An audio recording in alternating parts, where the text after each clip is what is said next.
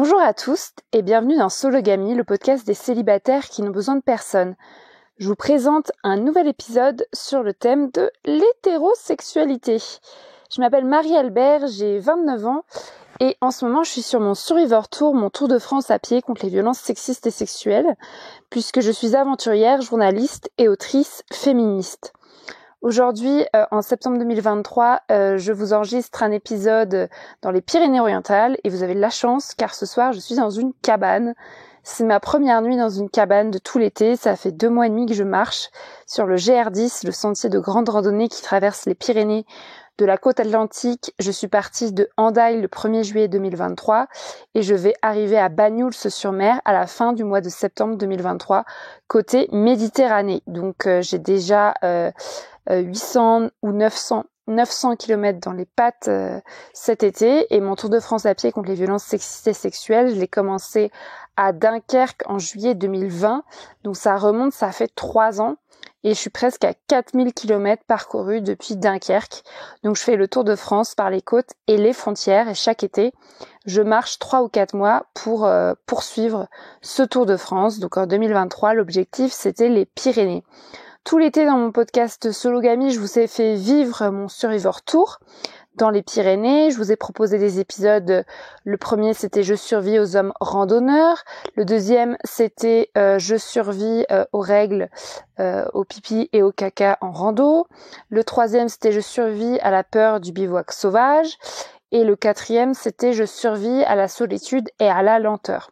Donc cet épisode, c'est le 5e de cette série spéciale Survivor Tour 2023. Je survis à l'hétérosexualité.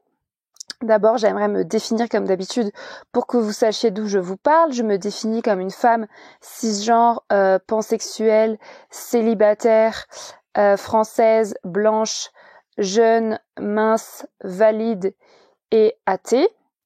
Voilà. Donc, dans cet épisode, je vais déconstruire l'hétérosexualité et je vais revenir sur mon rapport aux hommes dans un contexte amoureux, sexuel, hétérosexuel, sur le Survivor Tour précisément, donc sur mon Tour de France à pied, et comment j'essaye de me débarrasser de ces gars et de me libérer de ce carcan, de ce régime politique qui est l'hétérosexualité, pour me sentir plus libre, plus autonome et plus sereine. Donc le Survivor Tour, je vous l'ai dit, c'est un Tour de France à pied. Le but aussi, c'est de marcher seul et célibataire, de dire que je n'ai pas besoin de protecteur. Quand je dis que c'est un Tour de France à pied contre les violences sexistes et sexuelles, c'est pour dire que je me réapproprie l'espace public en tant que femme seule qui marche et qui dort toute seule sous ma tente, dans la forêt, dans la montagne. Et c'est aussi un prétexte pour parler de violences sexistes et sexuelles, pour dénoncer les potentielles violences que je pourrais subir sur mon Tour de France à pied, et pour me défendre le cas échéant, puisque je pratique l'autodéfense féministe. J'en ai déjà beaucoup parlé dans mes podcasts. Donc je suis, depuis que j'ai commencé le Tour de France à pied en juillet 2020, je suis célibataire. J'ai toujours été célibataire depuis, et je pense que je me serais jamais lancée sur ce projet de Tour de France à pied si je n'étais pas célibataire en fait. Je n'ai pas besoin de protecteur.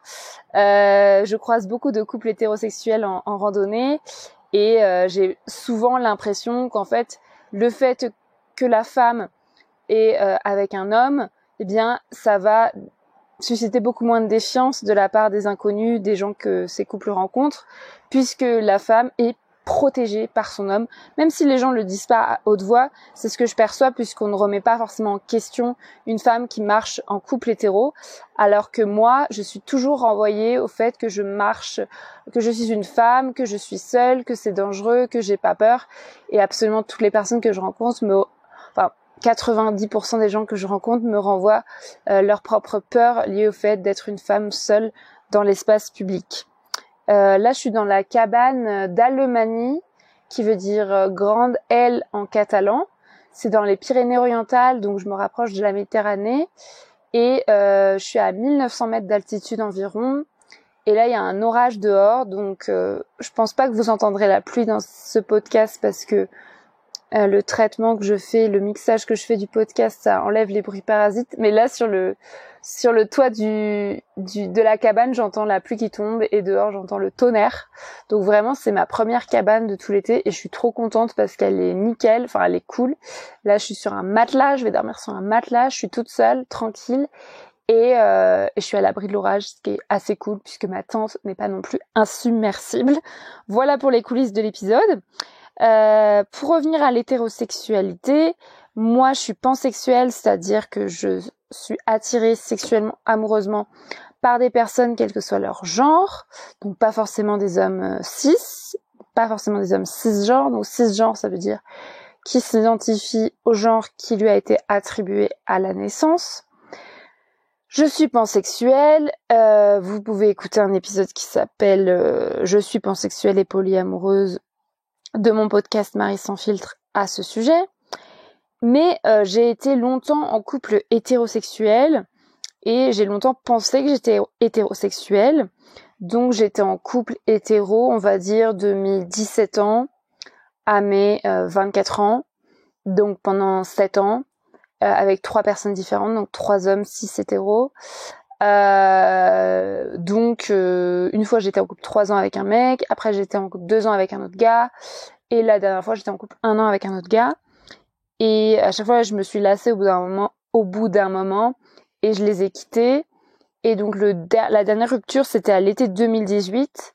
Donc là ça fait quand même 5 ans que je suis célibataire. Et pour moi célibataire ça veut dire que j'ai pas de relation suivie avec une personne en particulier sur le long terme. Voilà. Après, depuis que je suis célibataire, j'ai vachement remis en question mon hétérosexualité. J'ai compris que j'étais pas hétéro, que j'étais pansexuelle, que j'avais toujours eu des relations amoureuses sexuelles avec des femmes, mais juste que je pensais que c'était pas sérieux, que c'était pour rire, que c'était des blagues, que c'était pour m'amuser. Alors que quand c'était avec les hommes, ça pouvait être aussi pour rire ou pour m'amuser, mais ça voulait dire que j'étais hétéro. Donc j'ai compris qu'en fait, non, je ne suis pas hétéro. Et depuis 2018, je vis ma meilleure vie, non pas parce que je sors avec des meufs, mais parce que mon célibat me permet de faire plein de choses que j'avais pas idée avant. Et c'est un peu ce que je développe dans ce podcast Sologamy, c'est qu'est-ce qu'on peut faire quand on est célibataire de différent, comment on appréhende le monde, la vie différemment, la société. Et moi, depuis que je suis célibataire, c'est juste mon expérience personnelle, hein. Je dis pas que ça doit s'appliquer aux autres, mais moi j'ai énormément voyagé, j'ai quitté mon taf, je suis devenue journaliste indépendante, journaliste pigiste, j'ai écrit mon livre La Puissance, je l'ai auto-édité, j'ai fait le tour du globe en cargo, j'ai fait le chemin de Compostelle toute seule, j'ai lancé mon Tour de France à pied, j'ai déménagé 3 fois, maintenant j'habite à Cherbourg en Normandie. Enfin en fait, j'ai aussi noué des relations amicales et j'ai passé beaucoup de temps notamment avec ma meilleure amie. Enfin en fait, j'ai vraiment fait plein de choses. Je suis absolument certaine que je ne les aurais pas faites si j'avais été en couple. Alors peut-être que j'en aurais fait une de toutes celles-ci, mais je suis même pas sûre parce que tout simplement, si j'avais été en couple, en fait, je ne serais jamais partie sur un cargo faire le tour du globe en 2019 pendant 4 mois. Non pas parce que mon mec m'aurait interdit de le faire, mais parce que moi, je n'avais pas envie de passer 4 mois loin de mon mec, en fait, si je suis amoureuse de lui. Et du coup, ça me serait même pas venu à l'esprit. Or, ce voyage en cargo a changé ma vie, puisque c'est sur ce cargo que j'ai décidé d'écrire mon livre La Puissance, de devenir journaliste indépendante, de pas reprendre mon taf au retour, de lancer ma vie d'aventurière, journaliste et autrice féministe.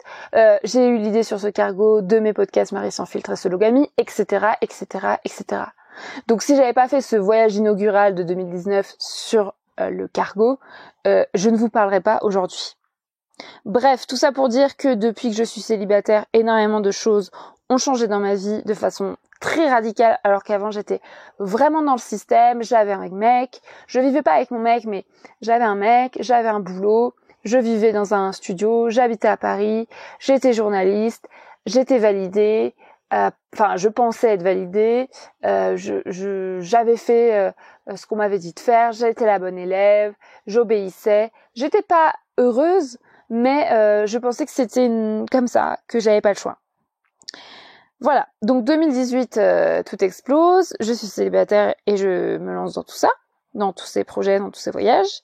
Et en 2020, je commence le Survivor Tour, le Tour de France à pied, contre les violences sexuelles à Dunkerque. Alors, par rapport à l'hétérosexualité, depuis 2018, j'ai continué à avoir des relations courtes avec des hommes cis hétéros, malheureusement. Et comme vous le savez peut-être, puisque j'en ai parlé en long en large dans plein d'épisodes de podcast, je traverse des périodes de dépendance affective quand je relationne avec ces personnes, avec ces mecs cis hétéros. Et je souffre énormément de cette dépendance affective. Donc c'est pas depuis 2018, je ne suis pas constamment sereine et heureuse, puisque malheureusement j'ai de temps en temps des relations avec ces personnes. Donc sur mon Survivor Tour, puisqu'on est là pour parler de ça précisément, en 2020, j'ai pas eu de relation.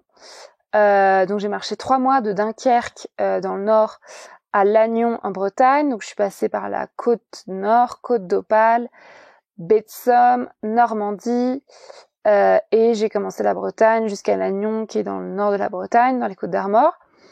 Donc j'ai fait genre 1500 km, j'ai marché pendant 3 mois. C'était juillet, août, septembre 2020. C'était le Covid. Bon, après, on était déconfinés. Et je n'ai pas eu de relation hétéro avec personne. Après, tout simplement, il n'y a pas grand monde sur ces sentiers-là, puisque c'est pas des sentiers très connus. J'ai rencontré plein de monde, mais rien ne s'est passé. Et il se trouve aussi que j'avais été pas mal traumatisée par des relations que j'avais entretenues avec des gars sur des applis de rencontres, que j'avais rencontrés via des applications de rencontres comme OkCupid, début 2020. Donc début 2020, je faisais tout un travail avec ma psy pour essayer de soigner ma dépendance affective, et du coup j'essayais d'entretenir des relations cool et simples avec des mecs cis rencontrés via OkCupid. Et donc j'avais plein de relations, enfin j'avais 2-3 relations comme ça en parallèle que j'entretenais à distance, et je voyais les gars de temps en temps et on baisait et tout. Et c'était trop de la merde, parce que même si je me sentais pas particulièrement dépendante d'eux, j'arrivais à rester sereine. Bon, en fait, ils me traitaient mal, comme absolument 99% des gars. Et bon, je vais arrêter d'être trop misandre. 90% des gars traitent les meufs, et des gars cis-het traitent les meufs. Et du coup, bah, je me satisfaisais de leurs miettes de pain. Mais en fait, je m'en satisfaisais pas, parce que c'était quand même de la merde. Là-dessus est arrivé le premier confinement. Je suis allée vivre chez mes parents. J'ai arrêté de parler à ces gars. Quand on s'est déconfiné, y en a un qui a essayé de me revoir, mais il m'a mis 1 ou 2 lapins. Donc vraiment, ça a été la goutte d'eau qui a fait déborder le vase. Et je me suis dit, mais en fait, la flemme d'avoir des relations de merde avec des gars qui me traitent mal, quoi. Même si eux, ils étaient gentils, en fait, quand on se voyait. Mais en fait, j'ai envie d'avoir des relations fortes et profondes, pas des trucs de surface de merde où le gars me met un lapin 1 fois sur 2. Et je sais même pas s'il a vraiment envie de me voir, en fait. Et du coup, bah, je les ai tous largués, alors qu'on n'était pas ensemble. Enfin, j'aurais tous dit au revoir, je les ai bloqués et tout, après leur avoir dit au revoir. Et du coup, quand j'étais sur mon Survivor Tour 2020, j'étais vraiment dans cet état d'esprit hyper misant de dire, en fait, les gars, c'est de la merde, je veux plus jamais avoir rien à faire avec eux, ils me dégoûtent. Et c'était l'époque où j'avais la tête rasée. Donc la dernière fois que je me suis rasé la tête, c'était précisément le 30 juin 2020, donc la veille de mon Survivor Tour. Je me rappelle que ma sœur me rase la tête dans la salle de bain de la maison de mes parents à Toussus, dans les Yvelines. Et je pars sur le Survivor Tour, et j'ai la tête rasée.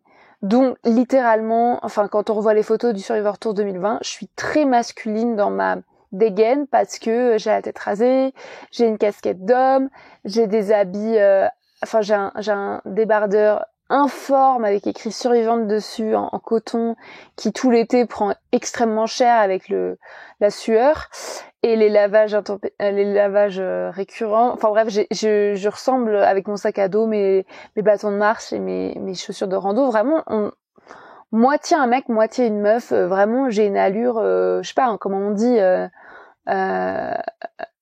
queer, androgyne, non-binaire, je sais pas comment dire, mais vraiment, je ne suis pas du tout féminine. Et ça me va très bien. Et du coup, je pense que ça aide pour pas faire de rencontres, parce que du coup, peut-être les gars me voient pas comme une potentielle cible. Je sais pas. Je pense que la vraie raison, c'est que j'étais pas ouverte non plus. Bref, 2020, il se passe rien. Et à l'été 2021, par contre, mes cheveux ont poussé. Du coup, j'ai pas eu de relation depuis, puisque 2020, en fait, entre 2020 et 2021, j'ai pas de relation, même l'hiver.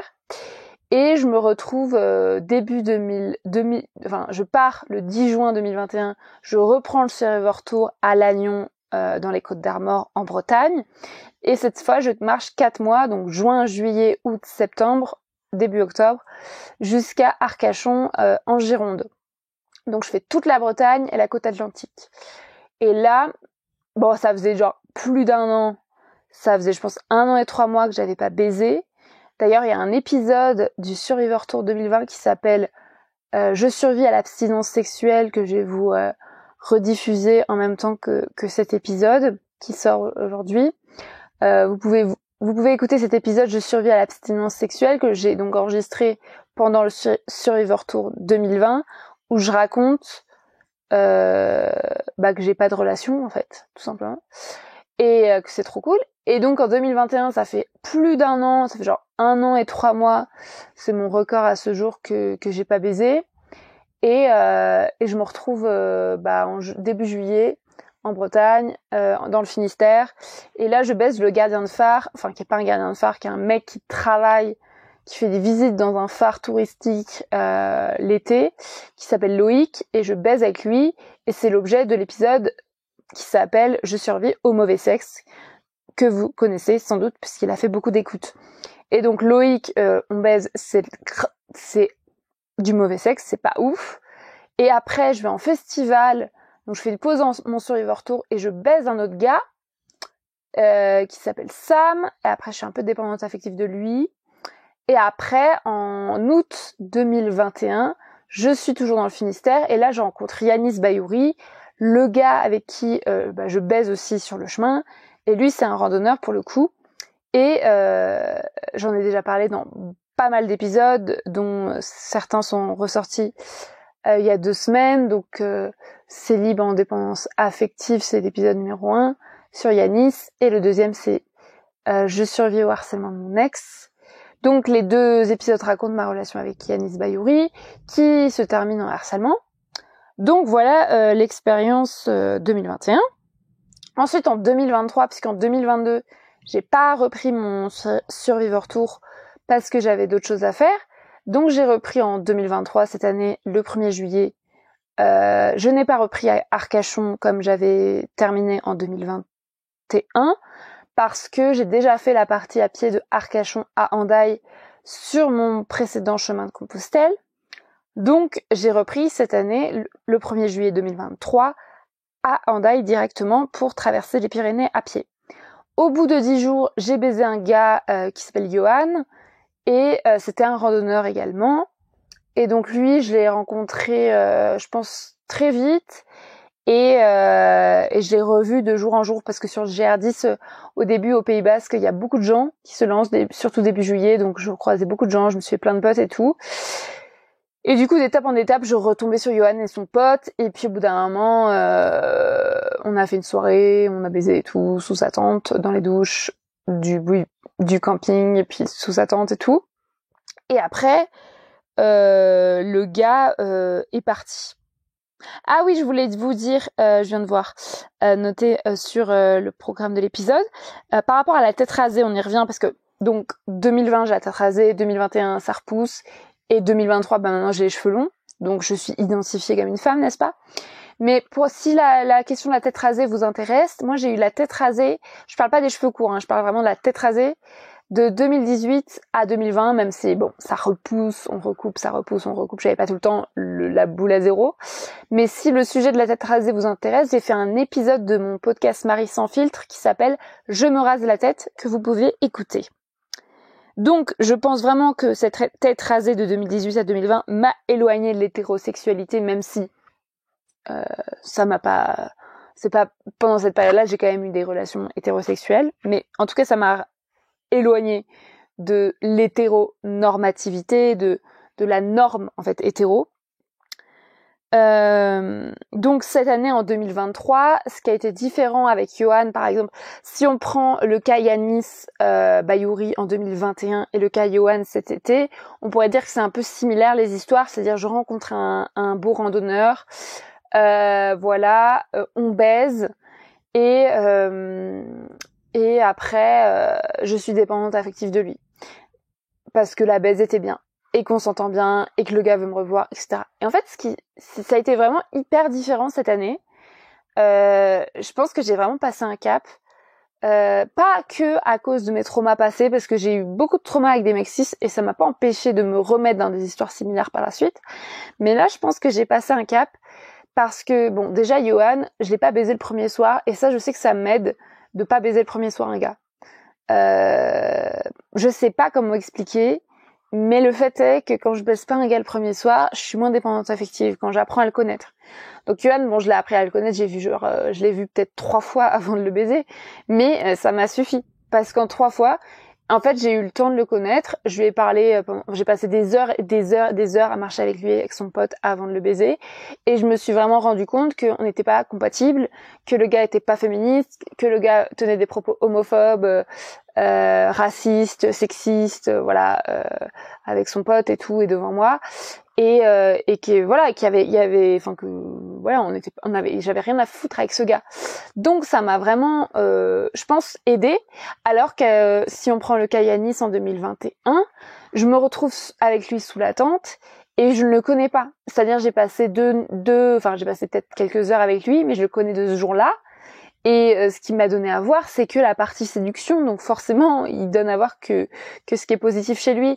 Et le problème avec Yanis, c'est qu'il y avait énormément de choses qui étaient de points noirs dans sa personnalité, que j'ai pas pu voir ce premier soir-là. Sauf que quand je scelle une sorte de relation avec un gars en baisant, et que la baise est bien, en fait, je me mets dans une sorte de relation avec lui et j'ai l'impression qu'il faut la continuer parce que c'était trop bien.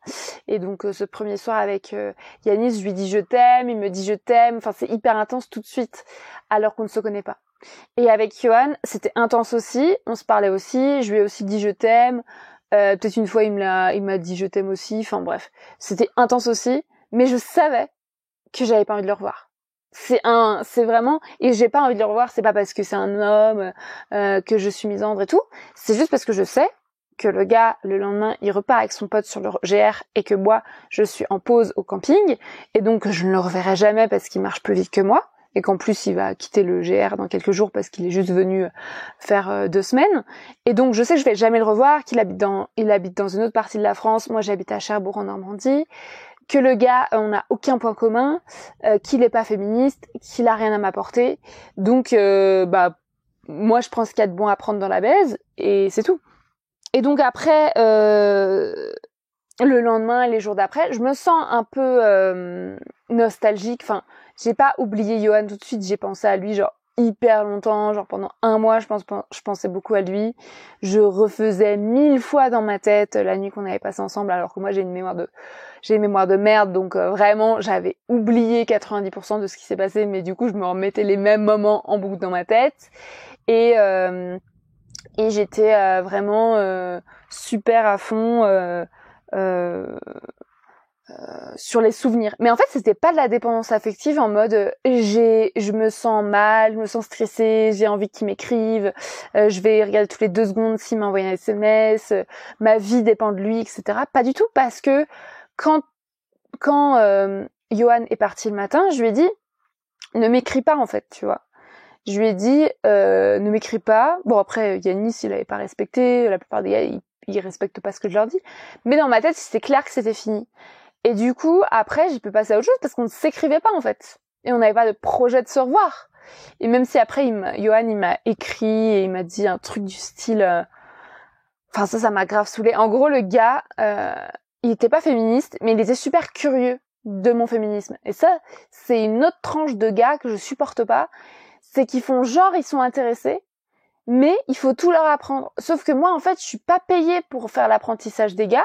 Et s'ils veulent apprendre le féminisme, en fait, il existe plein de podcasts, plein de livres, plein de contenus sur les réseaux qui sont déjà là, qui sont à leur portée. Le gars, il est en CDI, il gagne très bien sa vie, il peut très bien payer tout ça.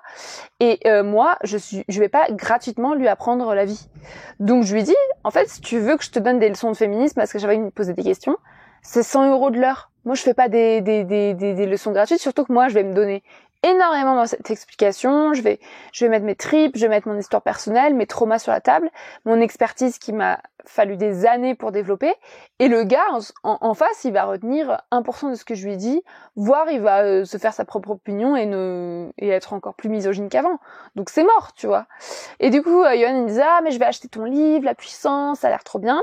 Donc ça n'a pas loupé, au bout de 5 jours qu'on s'était séparés, le gars il est rentré chez lui, il a acheté mon livre La Puissance, mais il l'a pas acheté genre dans une librairie ou sur le site normal, sur internet, il l'a acheté sur ma cagnotte Tipeee, puisque sur mon Tipeee vous pouvez acheter mon livre avec des contreparties comme la dédicace.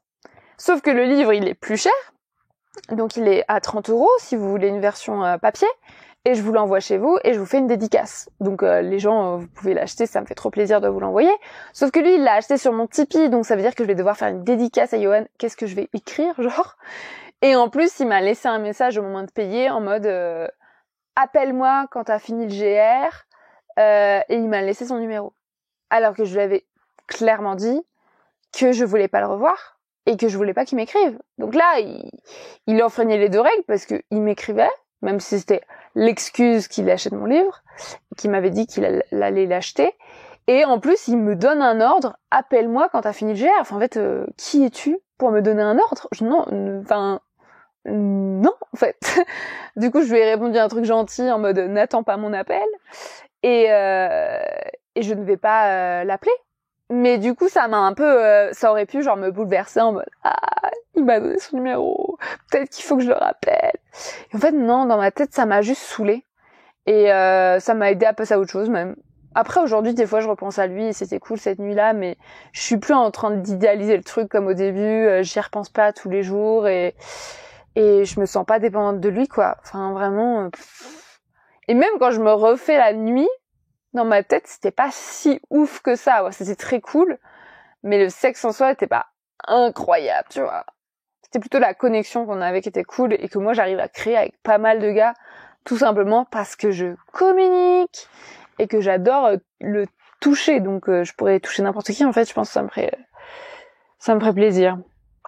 Et du coup, par rapport à la dépendance affective et à l'hétérosexualité, cette année, j'ai vraiment passé un cap et je pense que c'est grâce à mes expériences passées. Si vous avez écouté mes épisodes sur la dépendance affective dans Sologamy, vous savez de quoi je parle. Et ma psy, puisque j'ai des psys depuis longtemps et qu'on travaille notamment sur la dépendance affective. Et moi, j'ai déconstruit en fait tout ce qui est de l'ordre de la définition en mode je suis dépendante affective, je suis comme ci, je suis comme ça, parce que en fait, je m'étais tellement approprié le concept que je pensais que toute ma vie, je ressentirais ça dans toutes les relations et que ça me définissait. Et en fait, en 2022, à l'été 2022, j'ai pas marché, mais j'ai fait plein d'autres trucs. Et notamment, j'ai changé mon rapport à la douleur, puisque je souffrais d'une vestibulodynie, d'une douleur chronique à la vulve. J'en ai aussi parlé dans mes podcasts. Et j'ai découvert comment me débarrasser de cette douleur chronique. Si ça vous intéresse, c'est un épisode de Marie sans filtre, mon podcast qui s'appelle J'éradique ma vestibulodynie, qui en parle.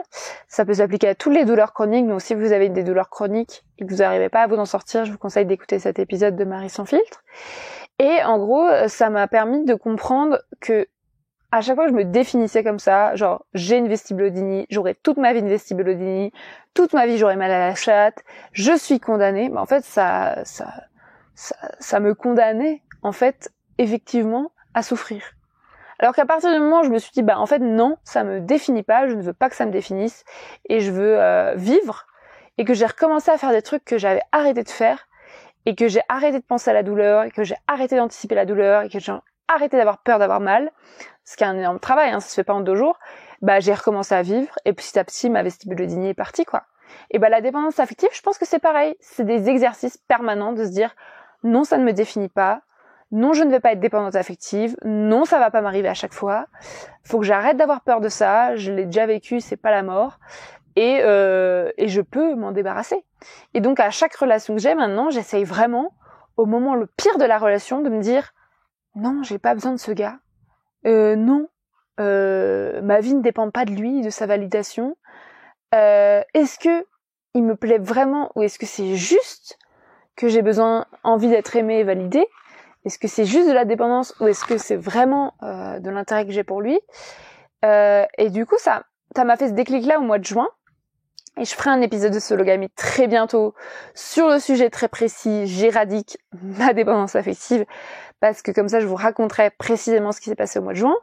Mais pour la faire courte, j'étais à Cherbourg, je suis allée en boîte le soir de la Pride, puisqu'on a fait notre première marche des fiertés à Cherbourg le 2 juin 2023. Et après, je suis allée en boîte de nuit, j'ai pécho un gars, et en fait, qui s'appelle Simon, et en fait, on a continué à se voir après, et je me suis sentie dépendante affective comme d'habitude. Sauf que, un midi, je suis allée chez ma psy, et quand je suis sortie chez ma psy, même si on s'était rien dit de décisif, à chaque fois que j'avais une montée de dépendance, donc de stress en l'intérieur de moi, en pensant à lui parce qu'il devait venir chez moi le soir même ou le lendemain, je sais plus, je me disais, j'ai pas besoin de lui, je suis en sécurité, j'ai pas besoin de sa validation, j'ai pas besoin de son amour, j'allais très bien avant qu'il arrive, je suis en sécurité. Et ça peut te sembler des phrases toutes bêtes, mais en fait, je me suis tellement répété ça, qu'à chaque fois que j'avais une montée d'angoisse, je pensais ça, et ça me calmait. Et le pire, c'est que le lendemain, quand le gars est venu chez moi, je me suis rendu compte que je l'aimais pas. Pas au sens être amoureuse, hein. Enfin, je veux dire, on se connaissait depuis 3 jours, mais que j'avais pas envie d'être avec lui, en fait. Je l'aimais pas, il m'attirait pas, j'avais pas envie de poursuivre. Parce qu'en fait, dès que je venais de retirer le vernis de la dépendance affective, je venais de me débarrasser un peu de ça.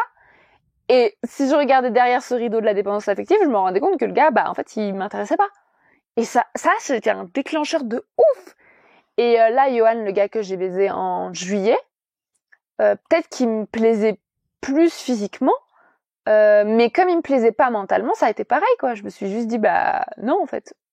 Enfin, en fait, j'ai vraiment l'impression d'avoir retrouvé mon libre arbitre. Et comme dans une amitié, je pourrais me dire, tiens, cette personne que je viens de rencontrer, j'aime bien passer du temps avec elle, ou non, finalement, je me suis rendu compte qu'on n'était pas compatibles. Je garde une distance critique par rapport aux gens que je rencontre dans la vie de tous les jours. Je suis pas directement à fond, quoi. Et ça peut être intense, mais on peut aussi prendre de la distance et réfléchir à est-ce qu'on est vraiment compatible en amitié ou autre. Et là, en relation hétéro, je me suis rendu compte que ça pouvait marcher pareil, qu'en fait, je n'étais pas condamnée à dépendance affective, que je pouvais vraiment prendre du recul et me demander si cette personne m'apporte vraiment quelque chose et me convient vraiment. Et ça, je le sais assez rapidement, ou en tout cas, si j'ai envie de poursuivre, je poursuis, et il y a toujours le moyen d'arrêter une relation au bout du temps qu'on veut, en fait. Bon bref, je raconterai tout ça dans un épisode spécifique de Sologamie, comment j'éradique ma dépendance affective très bientôt. Mais pour revenir à l'hétérosexualité et au Survivor Tour, je vous rappelle juste que l'hétérosexualité est un régime politique, est un système qui nous entoure. On connaît tous des personnes qui sont en couple hétéro, et que cette hétérosexualité tue, voilà, tous les jours, elle tue, ou en tout cas elle blesse, puisque l'hétérosexualité, ça fait prétexte à toutes sortes de violences sexistes et sexuelles. La plupart des violences sexistes et sexuelles sont commises dans le cadre d'un couple ou d'une famille hétéro, avec les violences sur les enfants, les violences dans le couple, le viol, les féminicides, enfin voilà, je vais pas vous refaire la liste, le harcèlement, même quand on quitte un conjoint qui n'est a priori pas violent quand on était avec lui, en fait il peut devenir violent après la rupture du fait qu'il ne veut pas qu'on le quitte, donc crime de violence, harcèlement, possessivité, voilà, tout ça là je vous parle pas d'un sujet léger en mode est-ce que je suis attirée par les hommes, est-ce que je suis attirée par les femmes, je vous parle vraiment d'un très grave systèmes, au même titre que le capitalisme, la suprématie blanche, sont des systèmes qui sont au fondement de notre société occidentale.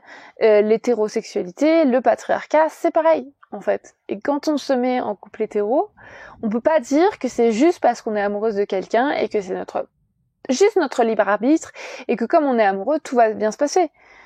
Comme on est amoureuse, tout va bien se passer. En fait, on s'insère dans un système qui est violent intrinsèquement. Surtout si on se place du point de vue d'un couple hétéro, monogame, exclusif, qui va se marier, qui va vivre ensemble, qui va faire des enfants. Voilà, c'est le nid de... Quand je parle des violences, c'est pas seulement des violences physiques, sexuelles, ça peut être aussi des violences psychologiques, des violences économiques, des inégalités structurelles, des différences de salaire, etc., dans la charge mentale, voilà, les tâches domestiques qui sont pas également réparties. Tout ça, c'est des violences, en fait. Et moi, j'ai fait un épisode de Sologamie qui s'appelle Célibat politique, que vous avez peut-être écouté, où je développe tous ces concepts autour du fait que être célibataire, c'est s'extraire, du moins momentanément, de ce régime politique qu'est l'hétérosexualité et de ses violences. Et moi, aujourd'hui, si je me définis comme misandre, ça veut dire que je déteste les hommes. En tant que groupe social, je déteste pas les hommes individuellement, puisque comme vous pouvez le voir, j'ai des relations amoureuses ou sexuelles avec eux.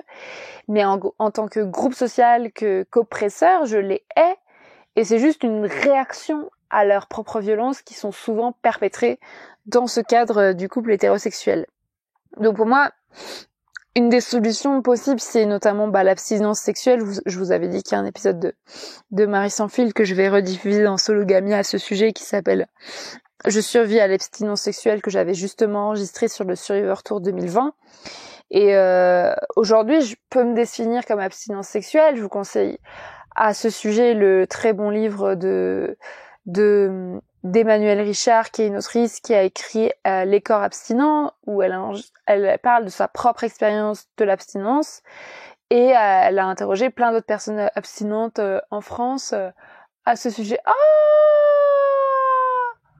Je viens de rencontrer Florentin ou Florentine. Punaise, énorme. Ah, c'est énorme. En fait, je suis dans une cabane et je fais un aparté, parce que là, je viens de voir une souris. Je suis dans une cabane. Ah, elle rentre par là. Je sais pas par où elle est rentrée. Ou peut-être qu'elle était déjà dans la cabane. En fait, je suis dans une cabane et j'ai lu le livre d'or de la cabane. Faut savoir que dans toutes les cabanes, il y a des rongeurs. Et c'est des cabanes qui sont dans les Pyrénées, en altitude, où on peut s'abriter, mais il y a il y a pas d'électricité, il y a pas d'eau, il y a pas de toilette, il y a pas de cuisine. C'est vraiment très rustique. Et il y a souvent une cheminée, un poêle à bois, une table, des vieux matelas pourris, etc. Oh putain! Oh my god!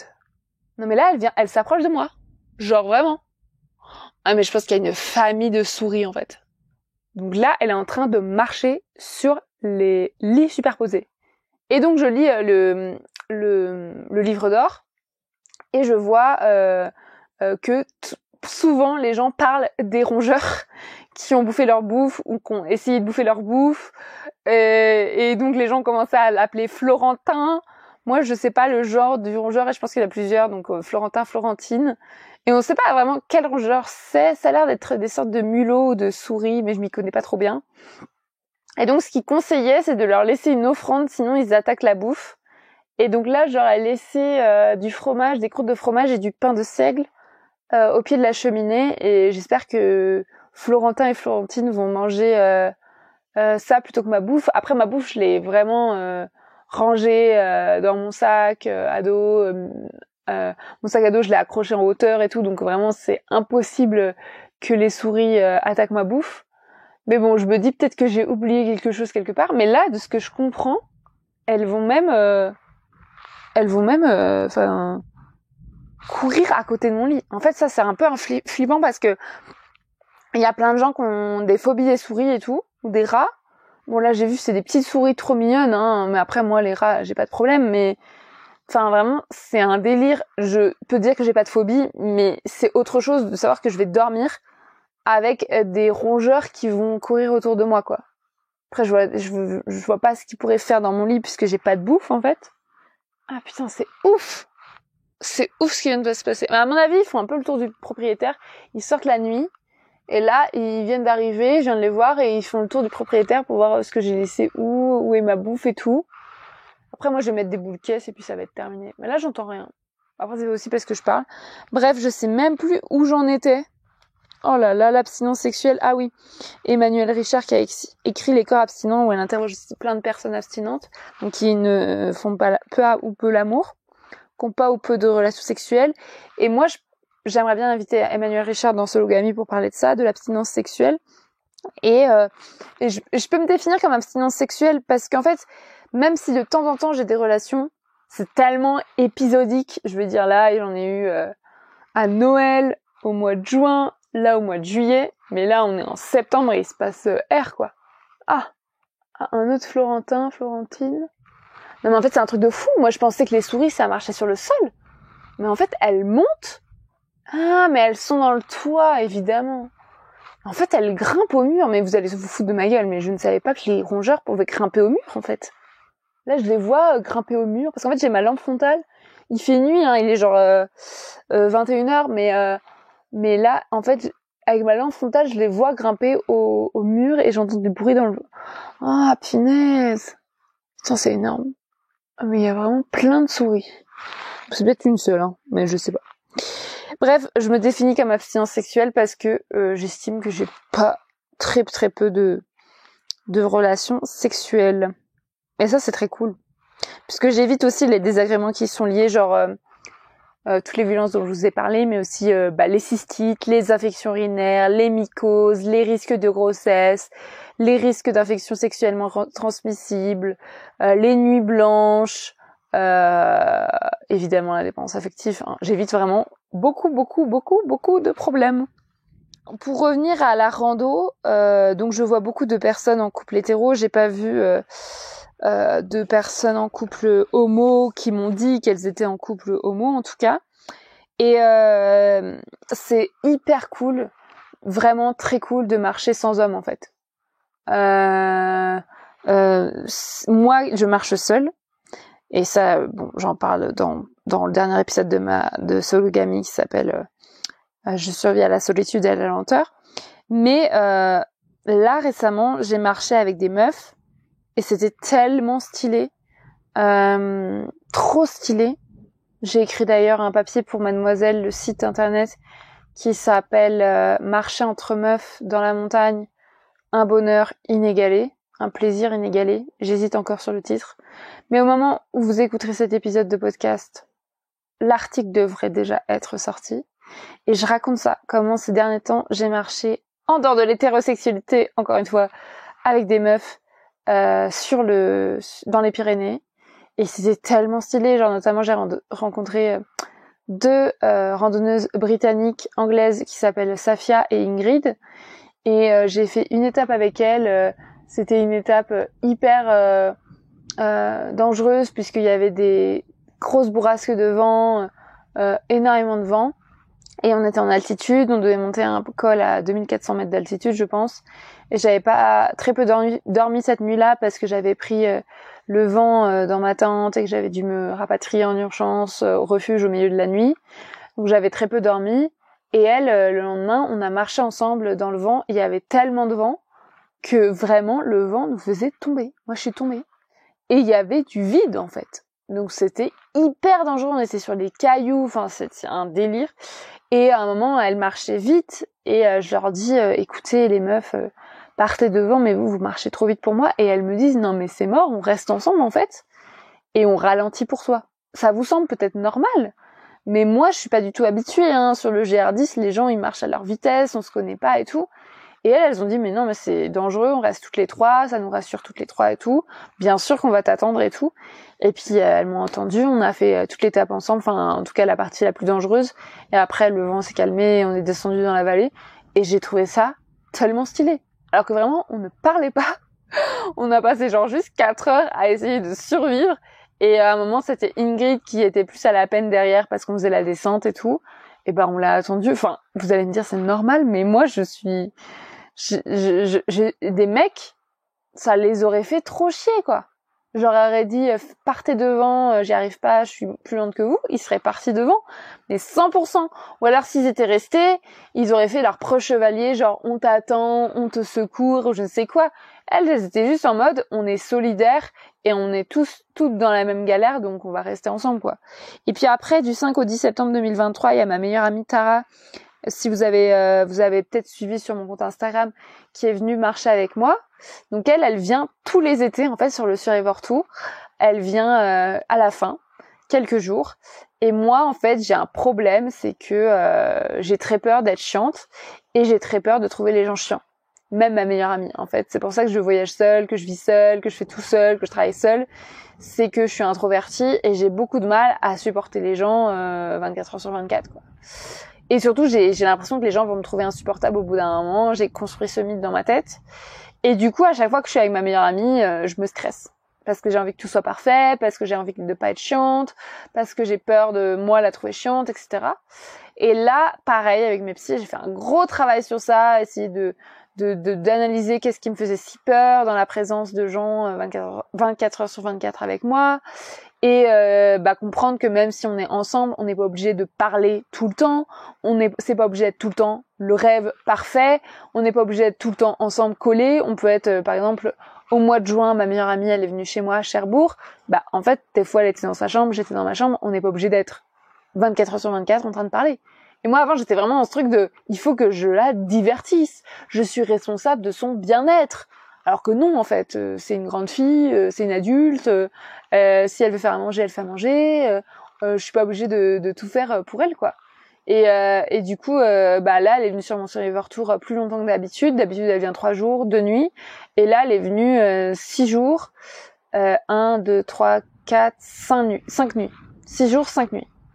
Donc il y a eu 2 nuits sur les 5 nuits qui étaient en camping, parce que moi je fais des pauses au camping, et il y a eu 3 nuits qui étaient en bivouac sauvage dans la nature. Donc ça aurait pu me faire peur qu'elle vienne aussi longtemps me voir, et en fait ça s'est super bien passé, et ça a été la première fois depuis des années que je n'ai pas stressé, que je n'ai pas eu hâte que ça se termine, que je n'ai pas eu hâte d'être seule. J'ai vraiment apprécié. Et au-delà de ça, ça s'est hyper bien passé parce que on s'est éclaté. Enfin ça c'est du bonus parce que ça aurait pu juste être neutre ou bien, mais là c'était juste génialissime parce qu'on a eu un temps magnifique. C'était une partie fin Ariège, début Pyrénées-Orientales du GR10 qui était magnifique. Il y avait des lacs partout, des rivières, des étangs exceptionnels. On a bivouaqué tous les soirs au bord de lacs. On s'est baigné dans les lacs, dans les rivières. Pas dans les rivières, dans les étangs. On a mangé au refuge. On a fait des petites étapes parce que je lui avais préparé des petites étapes, au cas où. Je connaissais pas son niveau en montagne, donc on a fait en moyenne 10 km par jour. Enfin, c'était trop bien.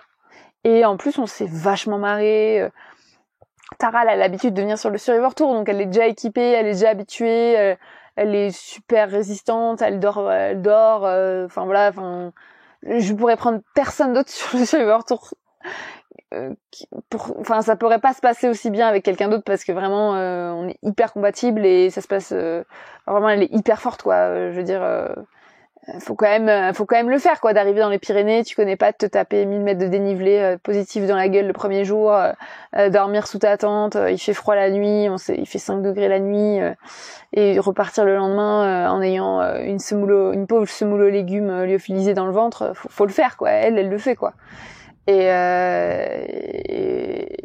ouais, c'est hyper bien passé. Donc marcher entre meufs, c'est le rêve quoi. On a marché ensemble de Mérins-Léval en Ariège à la Cabanas dans les Pyrénées-Orientales. Et avec ces personnes-là, ce que je ressens, c'est de la sororité, c'est de l'autonomie, c'est de la puissance, c'est tout ça. Et puis on se marre quoi, on rit. Et je pensais pas spécialement être une meuf drôle.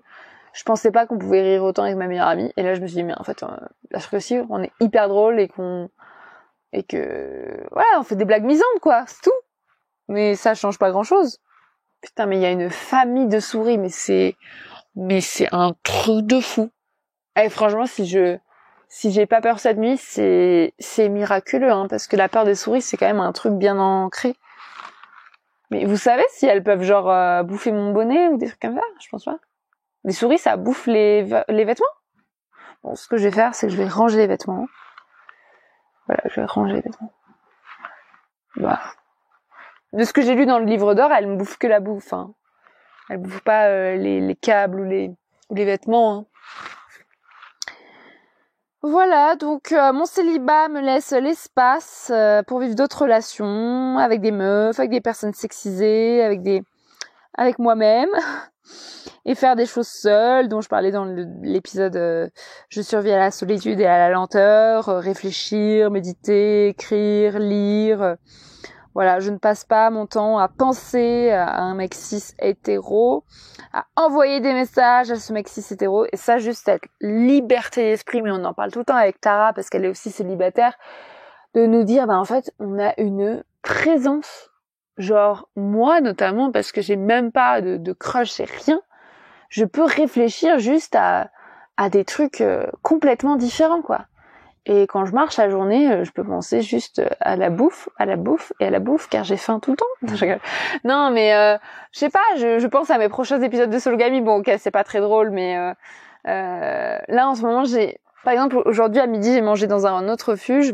J'ai mangé dans un refuge et il y avait un livre sur les plantes sauvages et comestibles. Pendant que je déjeunais, j'ai lu le livre sur les plantes sauvages et comestibles et j'ai appris plein de trucs, notamment à différencier le sapin du pin.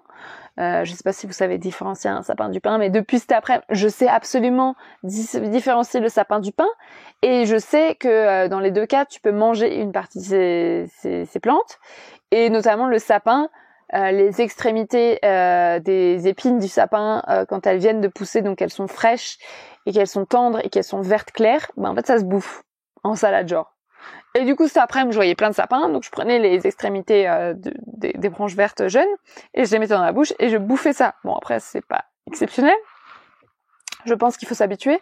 Mais ça, en fait, si j'avais été dépendante affective ou amoureuse d'un mec cis, peut-être qu'à midi, j'aurais passé tout mon déjeuner à lui envoyer un SMS, ou à attendre sa réponse, ou à penser à lui, tu vois. Non, là, j'ai lu un livre sur les plantes sauvages et comestibles.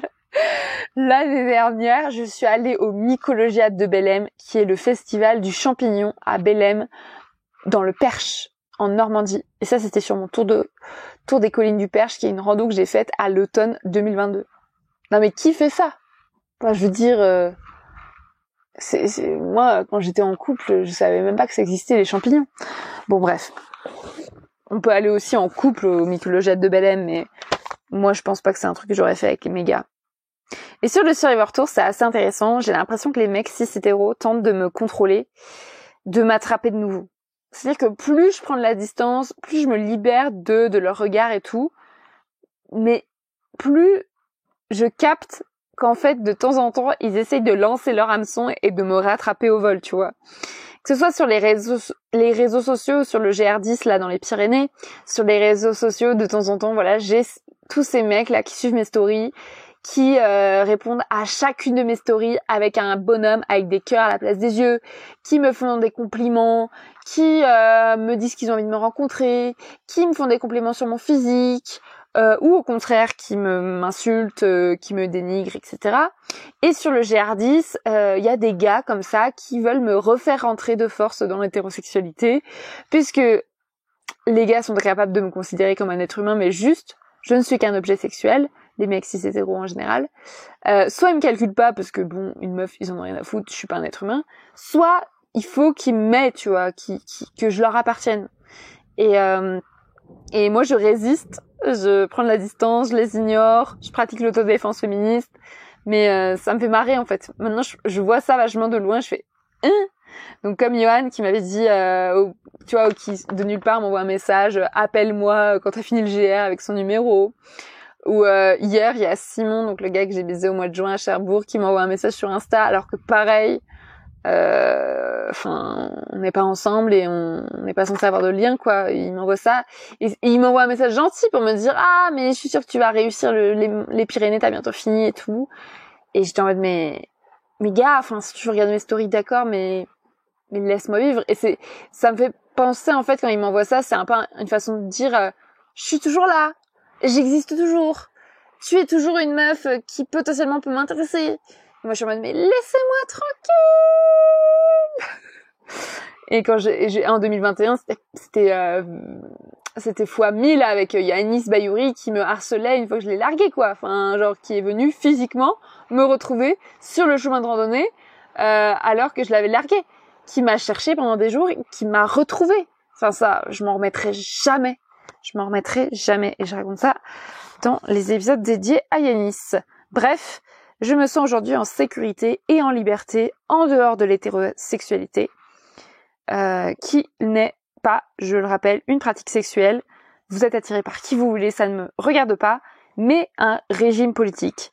Et si vous comprenez pas ce que je dis, lisez le livre de Juliette Drouard qui s'appelle Sortir de l'hétérosexualité, où justement il explique qu'est-ce que c'est que ce régime politique et pourquoi c'est absurde de séparer les gens selon la taille et la forme de leurs organes génitaux et de les mettre dans une catégorie en mode vous aurez le droit d'avoir des relations avec les autres qui ont des organes génitaux contraires et si vous n'êtes pas content, on s'en fout. Vraiment genre, en fonction de ces catégories, on va construire toute une société où les personnes qui ont des organes génitaux de telle forme auront le droit de mettre des jupes et les autres auront le droit de mettre des pantalons. Et ils devront parler fort et elles devront se montrer sensibles et courtoises. Non mais what the fuck en fait, ça n'a aucun sens.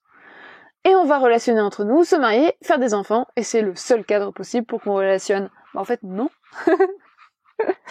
Voilà, je vous recommande le livre de Juliette Drouard, Sortir de l'hétérosexualité, c'est tout pour moi. Merci d'avoir écouté cet épisode de Sologamie. Je survis à l'hétérosexualité. J'espère que je survivrai à l'hétérosexualité pendant tout mon Survivor Tour, qui est donc, je le rappelle, un tour de France à pied que j'ai commencé en 2020 et que je finirai peut-être en 2027, puisqu'il faut que je retourne jusqu'à Dunkerque à pied en longeant les côtes et les frontières. Peut-être que cet été, je vais réussir à finir les Pyrénées, arriver à Banyuls-sur-Mer, côté mer Méditerranée. Mais après, l'été prochain, il va falloir que je fasse toute la côte méditerranéenne à pied et ensuite que je remonte par l'est, donc par les Alpes, les Vosges, les Alpes, le Jura, les Vosges, l'Alsace, les Ardennes, jusqu'à Dunkerque. Donc ça, il y a du boulot, il y a plusieurs étés encore devant moi. Et voilà. J'espère que je vais encore faire plein de nuits toute seule sous ma tente, sans mec qui me pénètre. D'ailleurs, à propos de pénétration, j'ai fait un épisode comme ça de Marie sans fil qui s'appelle J'arrête la pénétration, mais là, je me disais l'autre jour, le dernier gars qui m'a pénétré, c'était donc Yanis Bayouri en 2021. Enfin, vous vous rendez compte quand même qu'il y a aucun gars, enfin, aucun pénis qui m'a pénétré depuis 2021, donc ça a fait genre 2 ans, quoi. Plus de 2 ans. Et en fait, le vagin, il se déshabitue de ouf. Donc maintenant, quand je mets ma coupe menstruelle, j'arrive à la mettre, je peux mettre des doigts et tout. Mais n'empêche que je sais que si je refais de la pénétration par un pénis demain, ça va avoir du mal à passer. Et ça, c'est trop cool. Après, moi, la pénétration, j'ai arrêté parce que j'avais mal à la base à cause de ma vestibulodynie. Et maintenant, c'est juste parce que je trouve que c'est de la merde.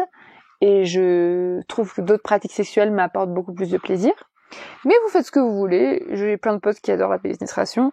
Donc voilà, encore une fois, pas de jugement. Vos pratiques sexuelles ne m'intéressent pas. Ou en tout cas, je ne les condamne pas, en aucun cas. Mais j'étais ravie de parler d'hétérosexualité comme régime politique dans cet épisode, de parler de célibat politique. J'espère que sur Survivor Tour, voilà, je resterai célibataire jusqu'à la fin du Survivor Tour. Ou en tout cas, je resterai indépendante. Et puis, je suis ravie d'avoir enregistré cet épisode pour vous dans la cabane de la Lumanie, à côté de mon tête, dans les Pyrénées-Orientales. Et je ne sais pas si je vais arriver à dormir cette nuit, vu qu'il y a des rongeurs everywhere. Mais bon, on a le droit de partager l'espace. Et puis, ça m'a fait marrer de vous les présenter, Florentin et Florentine. Et puis maintenant, je vais aller sur Insta, puisque il y a du réseau et que je dois faire mes stories. Putain, il est 21h. À quelle heure je vais dormir? Je vais encore pas avoir le temps de lire. Ça me fait bien chier. Ça fait genre 4 jours que j'ai pas lu. J'ai lu énormément quand j'étais avec Tara, parce qu'on arrivait super tôt aux étapes, donc j'avais grave le temps de lire. Mais là, je passe mon temps à travailler, à faire mes stories, et je ne lis pas. Sniff. Sniff, sniff. Voilà, si vous aimez Sologamy, partagez cet épisode avec vos proches. Commentez-le sur les réseaux, sur votre application de podcast. Soutenez le podcast financièrement sur Tipeee ou sur Patreon.